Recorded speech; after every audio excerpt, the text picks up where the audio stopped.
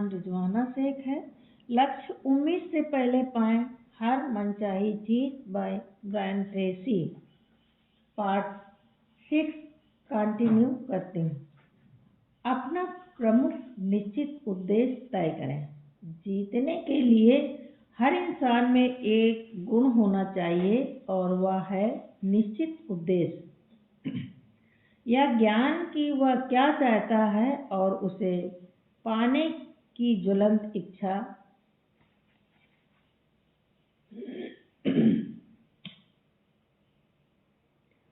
क्योंकि आप वही बन जाते हैं जिसके बारे में आप ज़्यादातर वक्त सोचते हैं। इसलिए प्रमुख निश्चित उद्देश्य आपको हर पल एकाग्र बनाए रखता है। जैसा कि पीटर ड्रकर ने कहा है, जब भी आप कोई पूरा काम देखते हैं तो उसके पीछे आपको मिशन पर काम करने वाला एक एकाग्रचित व्यक्ति मिलेगा। आप अपने प्रमुख निश्चित उद्देश्य और उसे साकार करने के तरीके के बारे में जितना ज़्यादा सोचते हैं, अपने जीवन में आकर्षण के नियम को उतना ही ज़्यादा सक्रिय कर देते हैं। आप लोगों, अवसरों, विचारों और संसाधनों को अपनी ओर आकर्षित करने लगते हैं। उनकी बदौलत आप अपने लक्ष्य की ओर ज़्यादा तेजी से आगे बढ़ने लगते हैं और आपका लक्ष्य ज़्यादा तेजी से आपकी ओर बढ़ने लगता है। संवाद के नियमानुसार आपके अनुभव समझ का बाहरी क्षेत्र आपके लक्ष्य के आंतरिक क्षेत्र से संपर्क कायम करता है और ताल में बैठाता है। जब आपके पास कोई बड़ा निश्चित उद्देश्य होता है जिसके बारे में आप सोचते हैं, बात करते हैं और हर वक्त काम करते हैं, तो आपका बाहरी क्षेत्र आईने की तरह उसे प्रतिबिंबित करता है। प्रमुख निश्चित उद्देश्य आपके अवचेतन मन को भी आपके पक्ष में सक्रिय कर देता है। आप जिस विचार, योजना या लक्ष्य को अपने चेतन मन में स्पष्टता में रखते हैं, उसे आपका अवचेतन मन और आपका अचेतन मन, जिसके बारे में हम बाद में बातचीत करेंगे, फौरन हकीकत में बदलने लगेगा। अपने रेटिक्युलर कॉर्टेक्स को सक्रिय करना। हर इंसान के मस्तिष्क में एक खास अंग होता है जिसे रेटिक्युलर कॉर्टेक्स कहा जाता है। मस्तिष्क का यह उंगली जितना छोटा सा हिस्सा उसी तरह काम करता है जिस तरह किसी बड़े ऑफिस में टेलीफोन स्विच बोर्ड करता है। जिस तरह सारी फोन कॉल्स पहले स्विच बोर्ड पर आती हैं और बाद में उचित व्यक्ति तक पहुंचाई जाती हैं, उसी तरह आपकी इंद्रियों से आने वाली सारी जानकारी रेटिकुलर कॉर्टेक्स द्वारा आपके मस्तिष्क या आपकी चेतना के उचित हिस्से तक पहुंचाई जाती हैं। रेटिकुलर कॉर्टेक्स में आपका रेटिकुलर उद्दीपक तंत्र शामिल होता है। जब आप अपने रेटिकुलर कॉर्टेक्स को लक्ष्य का संदेश भेजते हैं, तो यह तत्काल आपके परिवेश में मौजूद ऐसे लोगों, जानकारी और अवसरों के बारे में आपको जागरूक और चौकस करने लगता है जो लक्ष्य हासिल करने में आपकी मदद करेंगे। लाल स्पोर्ट्स कार। मिसाल के तौर पर कल्पना करें आप एक लाल स्पोर्ट्स कार चाहते हैं। आप इसे अपने लक्ष्य के रूप में लिख लेते हैं। आप इसके बारे में सोचने लगते हैं और इसकी मानसिक तस्वीर देखने लगते हैं। यह प्रक्रिया आपके रेटिकुलर कॉर्टेक्स को संदेश देती है कि लाल स्पोर्ट्स कार अब आपके लिए महत्वपूर्ण है। लाल स्पोर्ट्स कार की तस्वीर फौरन आपके मानसिक रेडार स्क्रीन पर पहुंच जाती है। उस पल के बाद आप जहां भी जाएंगे वहां आपको लाल स्पोर्ट्स कारें ही नजर आएंगी। आप गाड़ी चलाते समय भी इन्हें देखेंगे और मोड़ मुड़ते समय कई ब्लॉक दूर भी देखेंगे। आप उन्हें पार्किंग में खड़ी देखेंगे और शोरूम में भी। आप चाहे जहां चले जाएं, आपका संसार लाल स्पोर्ट्स कारों से भरा हुआ दिखेगा। अगर आप कोई मोटरसाइकिल खरीदने का फैसला करते हैं तो आपको हर जगह मोटरसाइकिलें दिखने लगेंगी। अगर आप हवाई की सैर करने का फैसला करते हैं तो आपका ध्यान हवाई में छुट्टियां मनाने के स्पोर्ट्स, विज्ञापनों, ब्रोशर्स और टीवी कार्यक्रमों पर चला जाएगा। आप अपने रेटिकुलर कॉर्टेक्स को जो भी लक्ष्य भेजते हैं वह आपके रेटिकुलर उद्दीपक तंत्र को प्रेरित कर देता है कि यह उस लक्ष्य को हकीकत में बदलने के सभी संभावित उपायों के बारे में आपको चौकस कर देता है। आर्थिक स्वतंत्रता हासिल करना। अगर आप आर्थिक दृष्टि से स्वतंत्र बनने का फैसला करते हैं तो आपको अचानक अपने आसपास सभी तरह के अवसर और संभावनाएं दिखने लगेंगी जिसके जरिए आप अपने आर्थिक लक्ष्य हासिल कर सकते हैं। आपकी नज़र अखबारों में छपे उन लेखों पर जाएंगी जो इससे संबंधित हैं। आप जहां भी जाएंगे वहां आपको इस विषय की पुस्तकें भी नजर आ जाएंगी। आपको डाक में भी इस बाबत जानकारी और आग्रह मिलने लगेंगे। आपके आसपास के लोग पैसे कमाने और निवेश करने संबंधी बातचीत करते नजर आएंगे। ऐसा लगेगा जैसे आप उन विचारों और जानकारियों से घिर गए हों जो आपके आर्थिक लक्ष्य हासिल करने में आपकी सहायता कर सकती हैं। दूसरी तरफ अगर आप अपने रेटिकुलर कॉर्टेक्स और अवचेतन मन को स्पष्ट निर्देश ना दें तो आप जिंदगी से कुछ ऐसे गुजरेंगे जैसे कोहरे में गाड़ी चला रहे हो। आप अपने आसपास मौजूद ज्यादातर अवसरों और संभावनाओं के बारे में जागरूक नहीं होंगे। आप बामुश्किल ही उन्हें देख पाएंगे। कहा गया है, ध्यान ही जिंदगी की कुंजी है। जहां आपका ध्यान जाता है वहां आपकी जिंदगी जाती है। एक प्रमुख निश्चित उद्देश्य बनाने से आप अपने ध्यान का स्तर बढ़ा लेते हैं। आप अपने परिवेश की हर उस चीज के प्रति ज्यादा संवेदनशील बन जाते हैं जो उस लक्ष्य को तेजी से हासिल करने में आपकी मदद कर सकती है। आपका प्रमुख निश्चित उद्देश्य की परिभाषा है ऐसा लक्ष्य जो इस पल आपके लिए सबसे महत्वपूर्ण है। यह आमतौर पर वह बुनियादी लक्ष्य होता है जो कई अन्य लक्ष्य पाने में आपकी मदद करता है। इसमें नीचे दिए गुण होने चाहिए। यह ऐसा होना चाहिए जिसे आप व्यक्तिगत रूप से वाकई चाहते हों। इस लक्ष्य को पाने की आपकी इच्छा इतनी गहरी होनी चाहिए कि इसे हासिल करने के विचार से ही आप रोमांचित और खुश हो जाएं। यह स्पष्ट और खास होना चाहिए। यह ऐसा होना चाहिए कि इसे शब्दों में व्यक्त किया जा सके और इतनी स्पष्टता से लिखा जा सके कि कोई बच्चा भी इसे पढ़कर जान जाए कि आप क्या चाहते हैं और आप इसे अब तक हासिल कर पाएंगे। आप नापने योग्य और संख्यात्मक होना चाहिए। यह नापने योग्य और संख्यात्मक होना चाहिए। मैं ढेर सारा पैसा कमाना चाहता हूँ कहने के बजाय यह कहना बेहतर होगा, मैं अमुक तारीख तक सालाना $1,00,000 कमाना चाहता हूँ। यह विश्वसनीय और संभव होना चाहिए। आपका प्रमुख निश्चित उद्देश्य कभी इतना ज्यादा बड़ा या मूर्खतापूर्ण नहीं होना चाहिए जिसे हासिल करना नामुमकिन हो। प्रमुख निश्चित उद्देश्य तक पहुंचने में सफलता की तार्किक संभावना होनी चाहिए। शुरुआत में शायद 50%। अगर आप पहले कभी प्रमुख उद्देश्य तक न पहुंच पाए हों तो ऐसा लक्ष्य तय करें जिसमें सफलता की संभावना 80 से 90% हो। इसे आसान रखें, कम से कम शुरुआत में। बाद में आप सफलता की इससे काफी कम संभावनाओं के साथ बड़े लक्ष्य तय कर सकते हैं। और इसके बावजूद आवश्यक कदम उठाने के लिए प्रेरित हो सकते हैं। बहरहाल शुरुआत में ऐसे ही लक्ष्य तय करें जो विश्वसनीय और संभव हों और जिनमें सफलता की काफ़ी संभावना हो, ताकि आपको शुरू से ही जीत का विश्वास हो सके। आपका प्रमुख निश्चित उद्देश्य बाकी लक्ष्यों के सामंजस्य में होना चाहिए। अगर आप एक तरफ अपने करियर में आर्थिक सफलता पाना चाहते हैं लेकिन दूसरी तरफ ज़्यादातर वक्त गोल्फ खेलना चाहते हैं, तो ये दोनों लक्ष्य एक साथ नहीं चल सकते।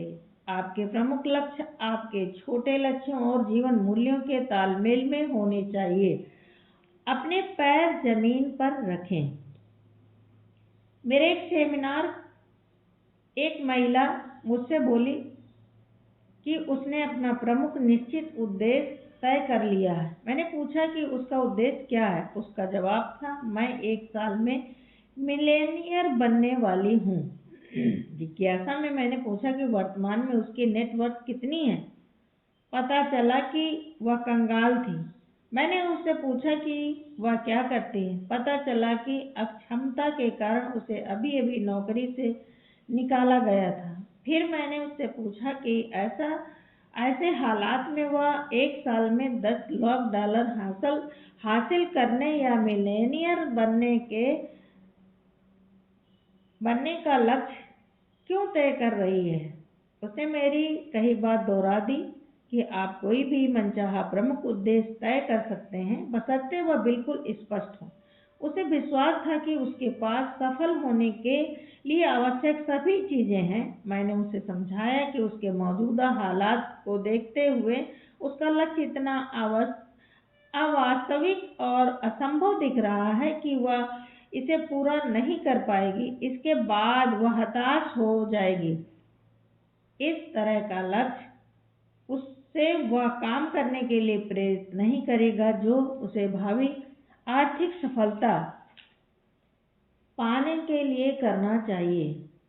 उसकी प्रेरणा बढ़ने के बजाय कम हो जाएगी। खुद के प्रति ईमानदार रहें। एक सेमिनार में एक आदमी ने मुझे बताया कि उसकी प्रमुख निश्चित उद्देश्य विश्व शांति स्थापित करना है। मैंने उसे समझाया कि जब तक वह किसी बेहद शक्तिशाली देश का प्रधानमंत्री या राष्ट्रपति न हो, तब तक विश्व शांति पर खास असर नहीं डाला जा सकता। यह विराट लक्ष्य उसे ऐसा व्यक्तिगत लक्ष्य तय करने से रोकेगा जिसे हासिल करना संभव हो और जिस पर वह हर दिन काम कर सके। यह सुनकर वह चिढ़ गया और बाहर चला गया।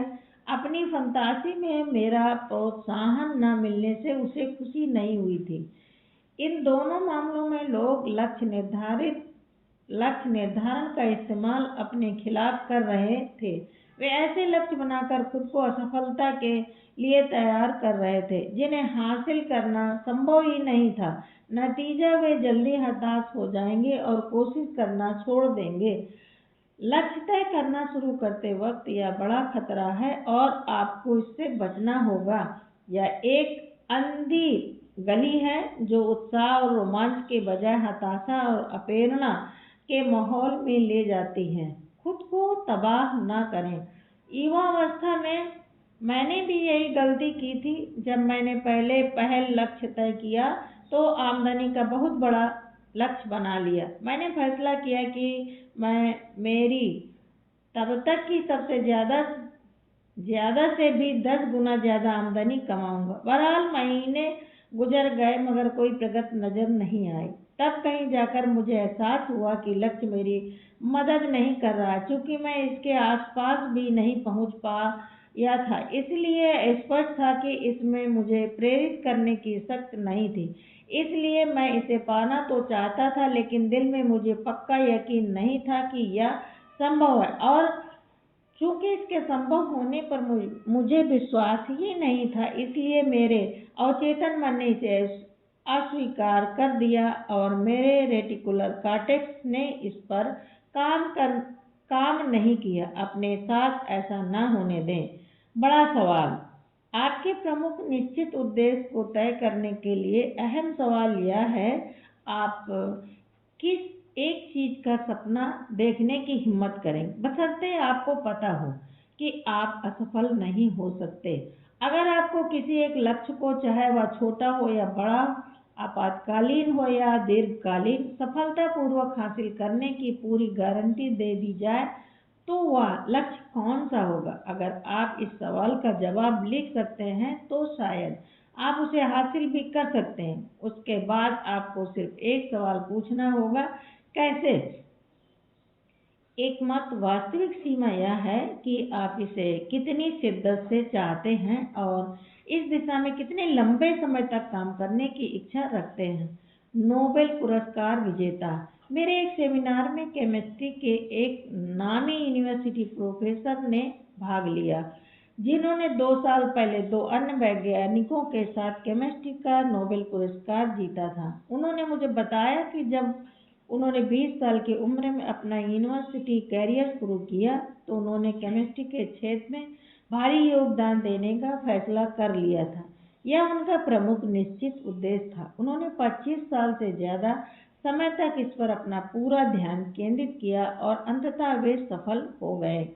उन्होंने मुझे बताया, मेरा लक्ष्य शुरुआत से ही स्पष्ट था। मुझे इस बारे में कभी कोई शंका नहीं हुई कि मैं अंततः केमिस्ट्री में इतना महत्वपूर्ण योगदान दूंगा कि नोबेल पुरस्कार जीत लूं। नोबेल पुरस्कार मिलने पर मुझे खुशी तो हुई, लेकिन हैरानी नहीं हुई।